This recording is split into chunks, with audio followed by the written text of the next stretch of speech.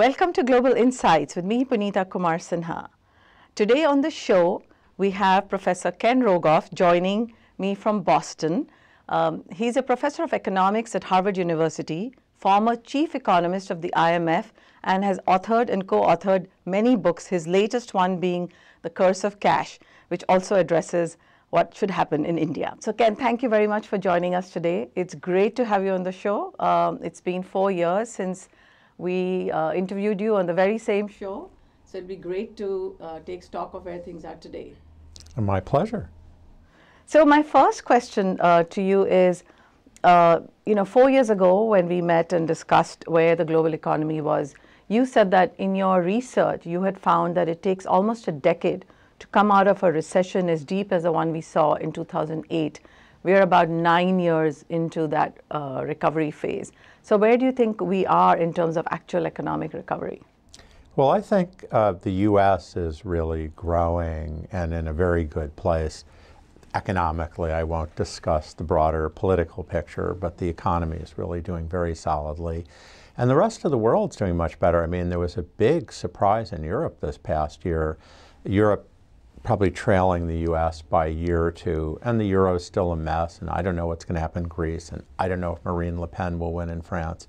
But Europe actually outperformed expectations even more than the United States.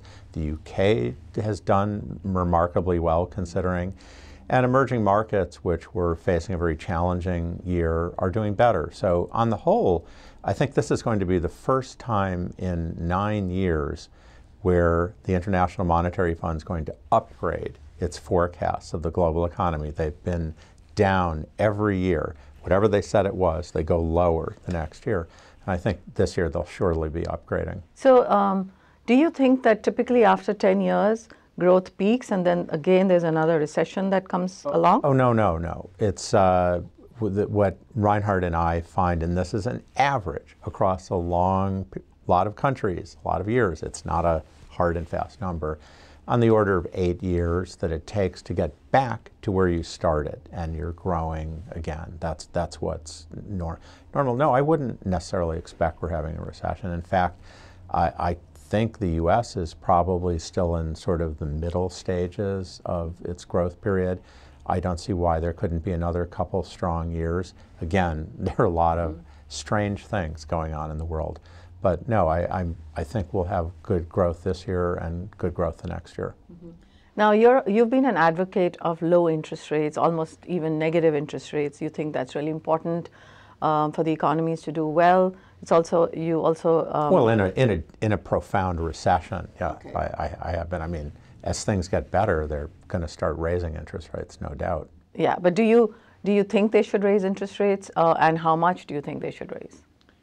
Well, I see no reason to rush into it at this point, given that the Fed does not know what to do. If there is another recession, I just said I didn't think there would be, but surely there's a 15 or 20% chance that in the next year there might be a recession just because the world's hard to predict. There might be a boom. It might be much better. And in a typical recession, the Federal Reserve has cut interest rates by more than 5%. The chair of the Federal Reserve, Janet Yellen, gave a speech on this in August. Well, they just raised it to 1%. So what are they going to do if it's time to cut again? So they really want to be careful about tilting the economy into recession. I think they're going to be very careful. I think the economy is growing strongly. I think growth may even be in the 3% range by the end of the year. And I think inflation may be up there also. But I suspect the Fed, even though I think it'll hike at least 2 more times, maybe 3 more times this year, I think inflation will go high, but they're just going to hold back. It's just too risky to push the economy back in recession. Mm-hmm. Now, again, I believe you like economies to have some inflation, and you are not averse to some inflation. Is that a fair statement? Well, I mean, I think they target 2% inflation. They've been way below that on average, much worse in Europe and Japan. I think it's much the lesser evil to have inflation rise a bit above 2% for a while than to have the economy go back into recession. Yes, absolutely.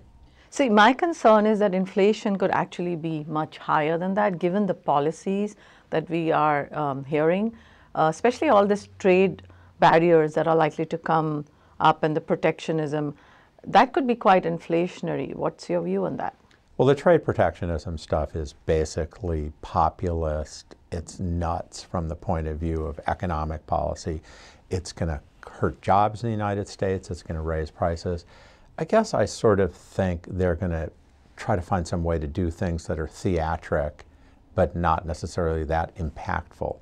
Call me optimistic. I do think Donald Trump wants to be successful. He may not quite know what he wants to do, but at the end of the day, he wants to be a success. And even though he sees that politically talking about protectionism, beating up on Mexico is something that gets him votes, I think he also knows that if he starts a trade war with China, that's not going to be good for the American people. It's going to raise prices that poor people pay. It's going to hurt jobs. I say this, of course, he could be doing it the next day. One of the things I find with trying to predict anything in this environment is you can get on an airplane and not be in communication for a few hours, and when you land, the world's changed. You probably feel the same thing.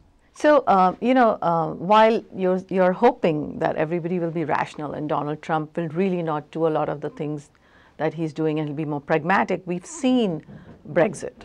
We've seen how that's playing out. We're seeing how the protectionism is working in Europe now with the UK. Do you worry that we're going to see more and more of that across the world and the impact of that on the US?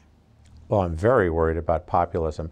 I don't think the UK has felt Brexit yet. I think, in fact, the economy was doing much better than people realized. There were a lot of, I would say, drooling polemicists who were saying everything David Cameron and George Osborne did was a disaster. The world was going to end. The Paul Krugmans of the world were saying that. They were wrong, and the economy was really doing much better. But Brexit is very self-destructive when it happens. The UK needs immigration. Part of the reason their economy's done well is precisely because of these immigrants that they now say they don't want. And at the same time, pulling out of a complicated trade agreement like the European Union, it's just not something you can do overnight. It takes years to pull out. It takes years to renegotiate. So I am worried about that. In the United States, it's happened. Donald Trump got elected. The question's, what can he do? How will he govern? He's not really a Republican. He's an independent. The Congress is Republican. They don't necessarily go along with what he's saying. The courts definitely don't go along with what he's saying. So it's not clear what he's going to be able to do. And also, again, maybe, call me too optimistic, he wants to succeed he wants to succeed politically. But to succeed politically, there have to be, some economic success. And I think he probably, better than people give him credit for, understands the difference between what gets him votes and what's good for the economy. We'll see some of both. I'm not saying he's not going to do destructive things. He already has tried. But maybe it won't be as bad as some of the more bellicose statements seem. Mm-hmm. Another risk, of course, is that, as you said, he's not being supported by his Senate as much as, because you think he's an independent. He's an independent. He doesn't necessarily side with exactly what they think. So then is policy making going to be rocky, and are we going to be able to have any reforms? And is that a risk you're concerned about? We have the wildest presidency in memory. Obviously, policy is a risk. It's a very inexperienced president. I don't know how well he listens to people. He hasn't been that successful in surrounding himself with, I think, the necessary expert advice. Yes, I'm very concerned. But on the other hand, I think to just say everything Donald Trump does is wrong, everything's a disaster, which if you read the New York Times, you might think, I think that's an exaggeration. I think he has certain instincts which are right on. We already talked about the corporate tax. That's low-hanging fruit. That should have taken more energy. They should have put more energy into that before. But I'd also say the regulation piece, we've had a steady rise in regulation. This isn't President Obama, it's everybody. It happened under Clinton, it happened under Bush. They add regulations, they never take them away. And I'm telling you in India about this. I don't think I need to describe what the downsides of that are. And President Trump's instinct is to try to reduce this. Now, I'd like to preserve our environment. I don't agree with a lot of things he's doing, but I think some of it's not all bad. And so trying to reevaluate some of our regulations will be healthy for the economy. Mm-hmm. Of course, as you said, it doesn't so much matter what President Trump says, because the equity markets are pricing in a fairly bullish scenario. They're not pricing in a lot of the risks that we talked about. Do you think that, what do you think about? Let's look at it another way. Mm-hmm. The equity markets thought that you would have Hillary Clinton win. I supported Hillary Clinton, just to be clear, although that was, I might have, if there was a much better Republican candidate, I would have been open to that too. I supported Hillary Clinton for president. But I think a lot of people were concerned that if she became president, she would follow a lot of Bernie Sanders policies. There would be a shift left. And I think some of the rally is a relief rally. They were expecting all these new regulations and much, increase in the rate at which regulations would be put on, an increase in the rate at which taxes would become more complicated. She was not an economic reform candidate. She was a redistribution candidate. I think that's a good idea, but it wasn't necessarily tailored in a way that was going to be economically efficient. So I think just having nothing happen was an improvement over what everyone was expecting.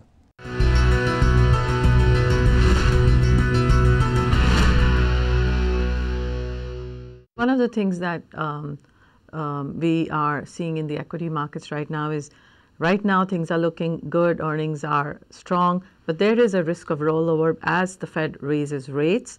There will be a point where the bond market, the shift from equities to bonds might start again. Right now, everybody's overweight equities and not so overweight bonds. And the global economy is not really factoring in all the risks of protectionism. So, and the big worry I think I have is that inflation is going to be rising globally with all of these protectionist policies, and interest rates could rise a lot faster than would be prudent. And that could really... If we get a lot of protectionist policies, it's going to be ugly. It's going to be very bad.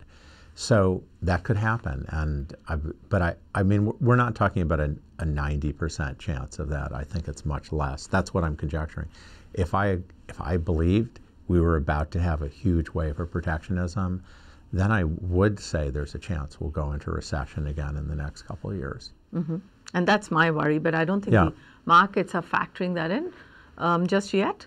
But in your could be. But in your research over long periods of data and analysis, is this different this time, or is it pretty much the same as? Well, I actually think the wave of populism following a deep financial crisis is very typical, and Mian and Sufi at Chicago, along with Francesco Trebi, have papers about this, showing how if you look at how these populist turns in policy, it's not surprising, right? Mm-hmm. You have a big recession, the middle class gets upset.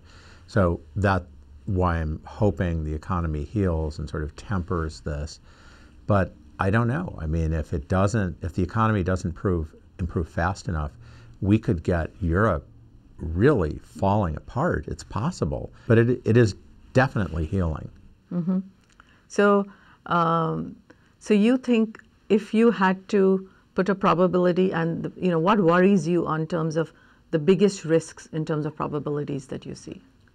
That we get some very irrational action coming out of the U.S. administration that wouldn't even occur to me to say what it would be, and that it turns out to cause problems that we can't pull back on very quickly. We have a very inexperienced president. The team surrounding him is very mixed at best. I don't know if he listens to people. I'm not sure. I'm worried about that. Well, there are other risks. There's Europe risk, that we get the same thing in a major European country. And we didn't even talk about China, where they've tended to be the rock of stability, but Their economy is very vulnerable. It's very over-leveraged. It's been growing very fast for a long time. There are risks, but the next year or two, despite those risks, I think the balance is to the positive side. So now let's shift a little bit to your book on the curse of cash. So given that the world is chugging along fairly well, why would you think that one should reduce cash in the economy? I mean, is it based on where we are in the economy, or is it a general view? No, I've been writing about this for 20 years, and basically the use of, I'm talking about advanced economies. I have some material about India in the book, mostly praising some of the policies that India has been doing to try to have financial inclusion, to try to reduce corruption by reducing the use of cash. My book was published in September 2016. I certainly knew nothing about what was and coming in November. November. Nobody else did either. Somebody must have known, but yeah. But if we look in the advanced economies, the use of cash is going like this in legal transactions. So it now accounts for less than 10% of the value of retail transactions. Just a few years ago, it was 15%. It'll probably be 5% in another few years. It's going like this. But the supply of cash is going like this. It's almost all in $100 bills, 500 euro notes, 1,000 Swiss franc notes, these huge mega bills. 80% of US currencies in $100 bills, 90% of European euro currencies in 50 euro and above. And they're just not things people see. Now, of course I've seen a $100 bill, but 95% of Americans report never seeing one. 5% report holding one or two a year, and yet there are 35 for every man, woman, and child. And the Fed does not know where they are. But we kind of do know where they are because they're uncovered in big drug busts, tax evasion busts, human trafficking, you name it. So I've argued for recalibrating the use of cash, not getting rid of it, trying to preserve how ordinary people use it. And I include doing illegal things, but on a small scale. Somebody's using marijuana or some transaction they're not reporting to taxes, but it's not a $10 million transaction. I'm not trying to interfere with that. But unfortunately, a lot of the use of cash is much bigger. For example, in New York, Los Angeles, Miami, there are actually a lot of houses and apartments that change for suitcases and cash. And I'm speaking to an Indian audience where everything seems to change for suitcases and cash. Yeah, so let's talk a little bit about India, because I think I saw your interviews, and you were a little concerned that the way the cash was taken out of the economy, that it would really hurt the economic growth, but we don't seem to have seen any real negative impact on the data, I mean the numbers that are coming out. How do you explain that? Well, so first let me say that the Prime Minister Modi and his administration has done many things that have been very constructive in trying to reduce corruption, financial inclusion. There have been studies about, say, the use of smart cards among lower income people and how actually that surprisingly reduced their vulnerability to corruption. There have been a lot of good things going on. But in the demonetization, I wouldn't have advised it, and I wouldn't have advised doing it that way. I do think the economy has done much worse than it seems because, of course, a lot of the use of cash is in the underground economy where you don't have numbers. And there's a lot of circumstantial evidence, say number of scooter sales and how cars have gone, that suggests that the economy has slowed down more than the official numbers. Nobody knows how big the underground economy is in Italy. It's only in isolated pockets that you see the data showing some pain from the demonetization, but the broad GDP numbers are but really the GDP numbers missing 25 or 30% of all activity, so there's some broader sense. I don't know. So that's good. That's good. I mean, certainly the Indian people have been very patient. They've been very creative. But nevertheless, I mean, I wouldn't have done it that way. I think the number one issue, really, we can pick of lots of things. Number one thing is it's very difficult and expensive to print cash, and it would be obviously a lot easier if they had the cash on hand. Now, I understand why the Prime Minister didn't do that. I've felt that trying to just take the black money is too hard. And so my policies, my suggestions are more along the lines of make it more difficult in the future, create frictions, make it harder to have a big pile of cash. But we are where we are, and it's good if the effects have not been that negative. I'm happy that's good if that's true. I have to say a lot of my colleagues around Cambridge who work in India, do surveys in India, are pretty skeptical, but I think this will pass. So now going back to, I mean, some people would argue that this was also a populist move in India. So going back to what we discussed earlier, populism, and you said you see the rise of populism and protectionism after recession, which is what we are seeing. And what does your research show? After the rise of protectionism and populism, what does that do to global economies? This isn't my research, but I can talk about others. Say Harold James at Princeton's a historian who's written about this. And populism goes in waves. And they don't last forever because the policies don't work. And so the economies do badly, and then there's a cry for having something that works. But to the extent we go in a more populist direction, I think it will slow the global economy down now. It may have some healthy effects in redistributing income in some good ways. It's not just all bad. I mean, on the topic of currencies, do you think that if trade barriers are put up, like China, we've already seen some devaluation of the renminbi, and given the issues they're going to face if more protectionism happens to their with their exports, are we seeing competitive devaluation? Do you worry about that across all emerging economies and the dollar just getting stronger? We're not seeing any of that in the financial markets. In fact, the other currencies have got a bit stronger in the last couple of months. But do you see a rising dollar, strengthening dollar long term? No, I don't. I mean, I think the dollar's gotten very high, and over the next few years it will probably come down. I don't know if it'll come down slowly, chaotically, but it's very hard to predict exchange rates. It's almost impossible to predict them over 6 months or even a year.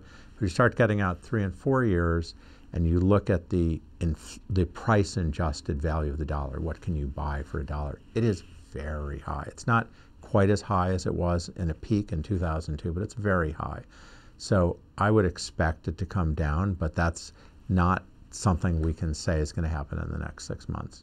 So final question, what is going to derail this whole story? What's the biggest risk you're seeing out there that markets are not anticipating? Well, I wouldn't say that ones markets aren't anticipating, they don't worry enough about China. They're very complacent about China. But I think the one most people worry about is Donald Trump. And that's probably the right one to worry about. I think the model that everything he has is wrong and everything he does is wrong, the New York Times model, that's just wrong. It's not all wrong. But that he could get something big wrong, they're right about that. Okay, so on that very optimistic note, thank you very much for the interview today, and look forward to speaking to you again in a few years, and we'll take stock again. So thank you very much. Thank you for having me.